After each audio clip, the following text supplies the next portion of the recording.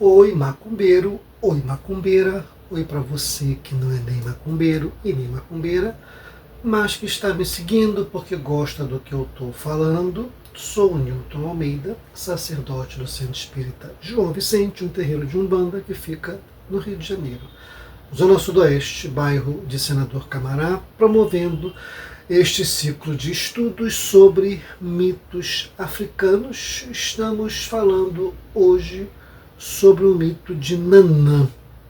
Mas antes de falar um pouquinho sobre Nanã e contar o mito, o nosso Cambono vai tocar a vinheta. Cambono, toca a vinheta, por favor.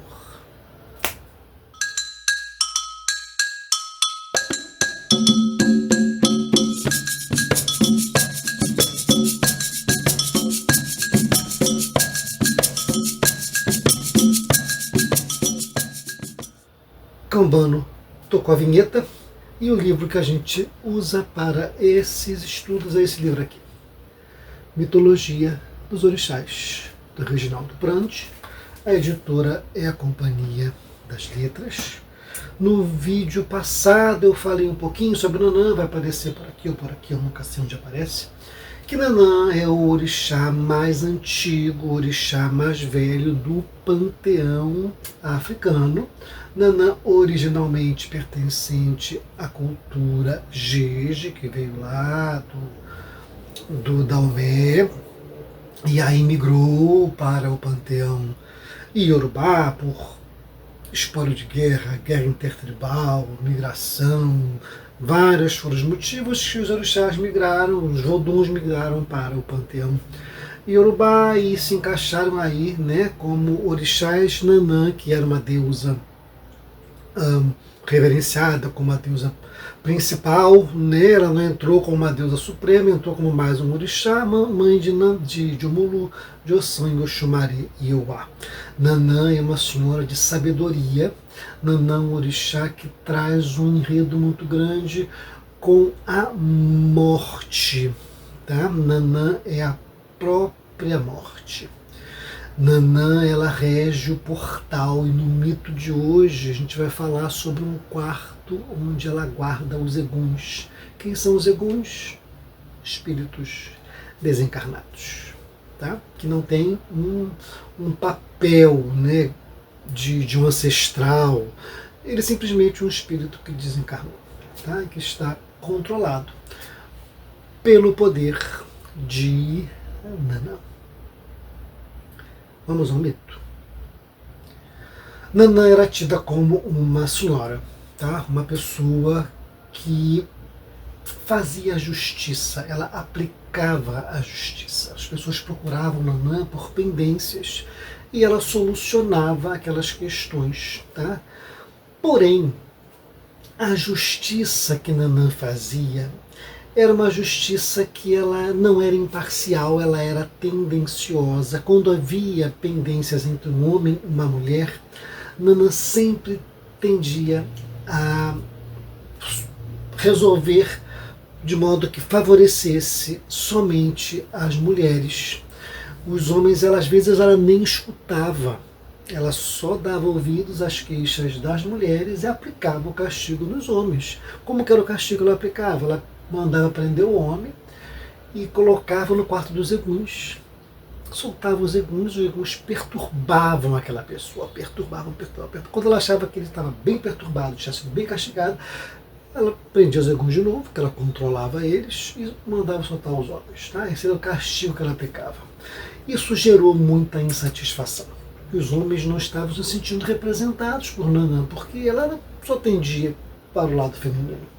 Resolveram reclamar com o Olodumare. O Ogum liderou aquela reclamação toda e decidiram que Nanã precisava ser apaziguada. Ela estava muito tendenciosa para um lado só, tinham que apaziguar Nanã. Qual foi o modo que eles encontraram? Nanã precisava de um amor. E aí decidiram que Oxalufã, o Oxalá velho, Nanã, o orixá velho, Oxalufã foi incumbido da missão de apaziguar Nanã. Tá? Lá foi Oxalá para a casa de Nanã, para que pudesse começar a sua empreitada. Tá? Nanã recebeu o Xalufã muito bem. Nanã lhe deu, fez um banquete, ofereceu muitas comidas, de modo que ele se sentisse bem na casa dela. O Xalá aceitou, achou aquilo tudo muito legal, mas ele falou assim, mas eu gosto mesmo é de suco de ibim, um suco de caracol, uma oferenda típica de Oxalá. Um líquido que acalma. Nanã prontamente fez o suco de ibim para Oxalá. Ele aceitou, ele bebeu e ele convidou ela para beber com ele, que ela pudesse compartilhar aquele momento com ele.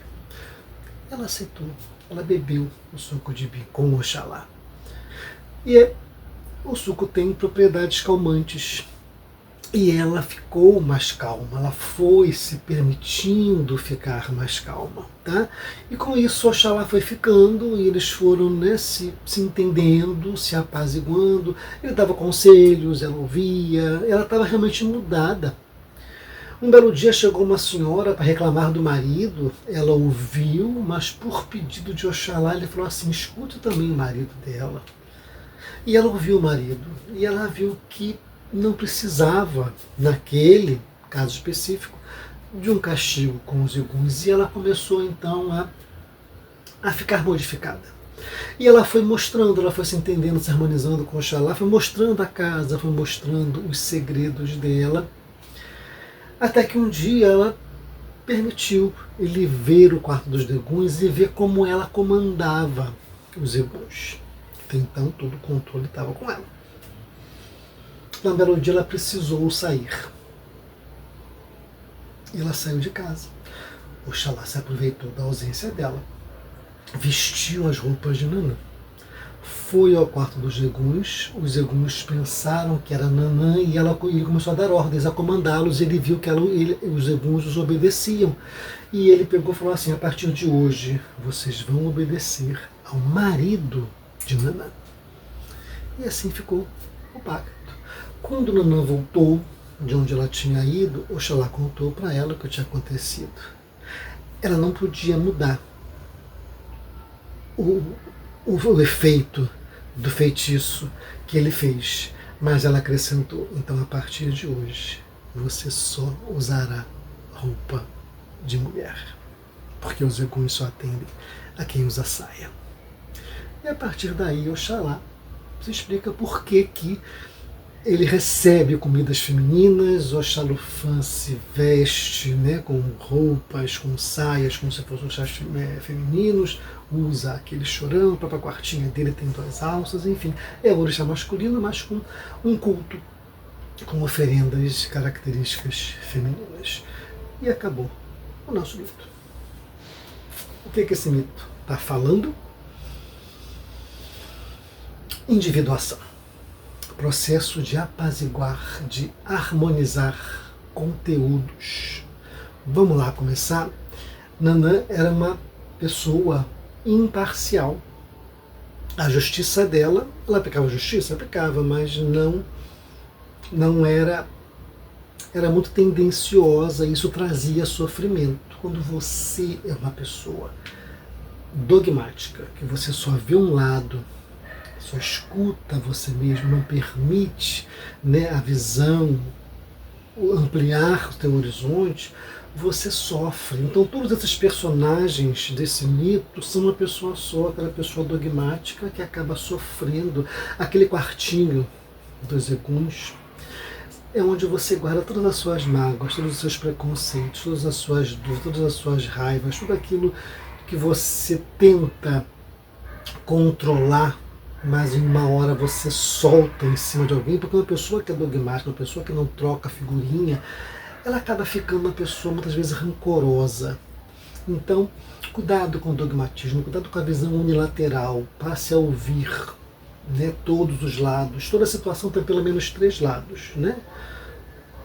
Conta do que está assistindo a verdade. Então, cuidado com o dogmatismo e com a posição unilateral. E aí, quando você começa a se harmonizar, foi aquele processo que Oxalá foi lá para, né, conhecer Nanã. Esse processo de individuação, ele não é fácil. é assim, vou começar a perder meu dogmatismo e tudo bem. Não, você cria sabotagens para você mesmo no processo de individuação, que não é fácil mudar, não é fácil crescer. Todo crescimento vem com um pouquinho de dor. Você começa a se auto-sabotar. São aquelas oferendas de comidas que Nanã ofereceu para Oxalá, estava tudo bonitinho, mas ela não estava ainda pronta para tocar figurinha com ele. Né? Foi quando ele se desarmou e pediu, possivelmente pediu um suco de ibim. Né? E ela começou a beber com ele, começou a entrar no mesmo nível, quando você começa a se permitir que as suas instâncias, que a sua experiência, que o seu passado, que o seu presente comece a conversar, você começa a se harmonizar. E você começa a ter acesso a esse quartinho das coisas escondidas.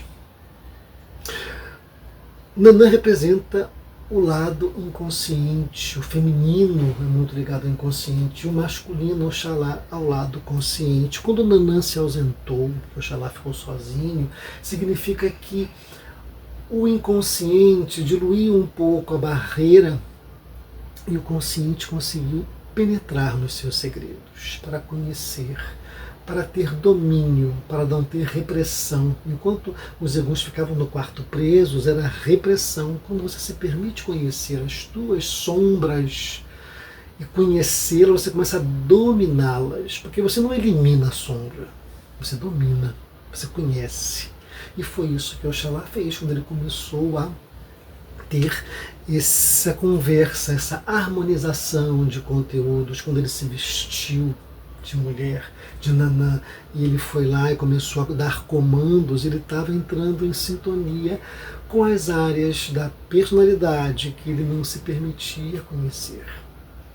Mas aí, né, novamente, né, até isso foi tomado consciência e Nanã disse, então a partir de hoje você só se veste de mulher.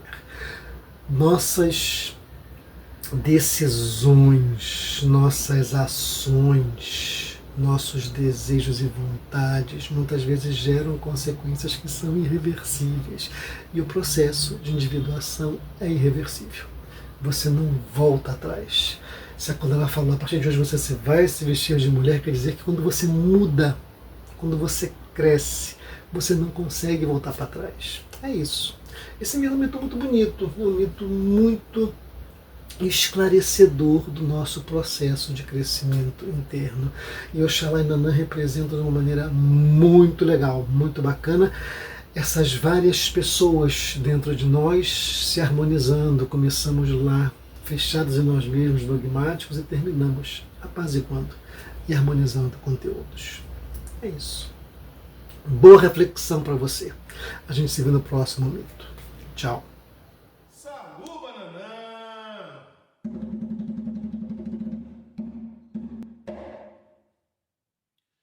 Se a nossa mãe é Saluba, é o orixá mais velho do céu. Se a nossa mãe